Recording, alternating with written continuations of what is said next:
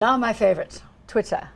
It's a customizable newsfeed and microblogging platform with approximately 300 million active users around the world. Can you believe that? And unfortunately, the problem is in fact that number, because many would like to see it growing much more quickly. I still think 300 million is a good offering. It's a good number and it's a solid number of users, but the growth, like Facebook is seeing, isn't there. Yes, it's true though that the operating numbers with regard to revenue growth has been extremely positive. Market cap here, $16.4 billion US, currently not profitable nor paying any dividends, clear trend in the social media space. If I ask you Twitter, Facebook, personally, not from an investment perspective, from what you use. Oh, from what I use, definitely Twitter. I don't believe you can operate in the financial markets without having Twitter. I mean, things pop up on Twitter before they hit your wire feeds. I mean, it's an essential tool for traders, no question about it. Well, there you go. Look, you're a big Twitter guy. Yeah, and I use it as my principal means of following the market, because I'm following people in the US, I'm following other members of the financial community here, people that are interesting, people that are provocative thinkers with regard to macroeconomic issues and so on and so forth. So I think we all know that that's all fun and exciting, and there's political news and people are their fights breaking out and so on. It's a fascinating environment. Question is the business. Look at that share chart. Oh dear. Well, I like it as a mechanism. That was before we put the share price graph up. From an investment perspective, I see that, well, potentially it could be the biggest opportunity here because it's certainly the cheapest. I mean, that share chart really stinks. That's one of the worst charts I've seen in ages. That really doesn't look good.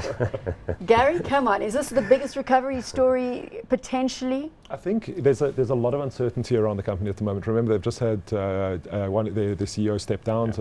They've got acting CEOs in place, and the management. There's a little bit of uncertainty there, which I don't think is helping the case at all. Like Paul said, the biggest concern also for investors is the lack of audience growth. And I mean, it came up in their conference call, their most recent conference call, that the audience growth was like 16% or something like that, but revenue growth was 61%. So they actually are managing to monetize it, but they're not getting to a wider community. And now the problem that they've identified through all their obviously surveys and etc.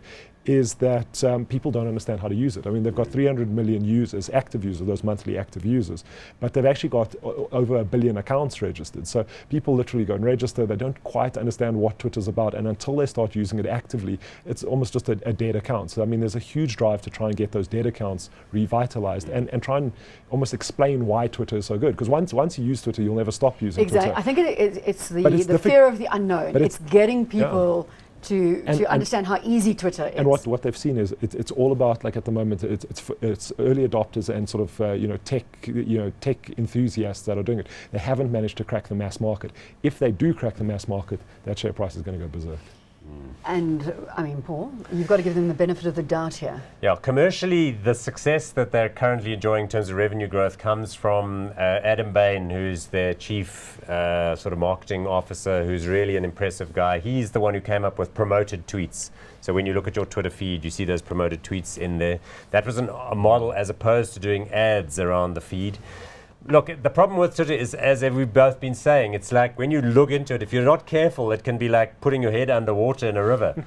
You've got to find ways of using the platform. That's quite a scary analogy. And finding, like, I use a totally different application called Shrook on a Mac in order to follow Twitter, because it allows me to, like an RSS feeder, put tweets and keep them so you don't have to look at everything all the time at the same time. It helps you prioritize things. All right, hot or not? I say two more things on Twitter. Okay, the one thing is also the level of like what they call ad load. So take the number of ads they can serve divided by the number of tweets there are. They reckon they can still do 3 times that. Their advertisers, they've only got 100,000. They've just hit the 100,000 marketing side. Facebook at 2 million. They've got a lot of growth potential just because of that. I'm hot. Hot or not? Look, I've owned them before they listed, and I've owned them and bought them at like much higher levels. Now they're down. It's possible that someone like Google or Apple or Facebook with lots of money is going to come and buy the whole company, because look how cheap it is. But I'm very hot on it. I think it's a fabulous company with a fabulous future, and I think it's going to resolve its management issues. So yes, I am hot at this price There we level. go. We're hot on Twitter.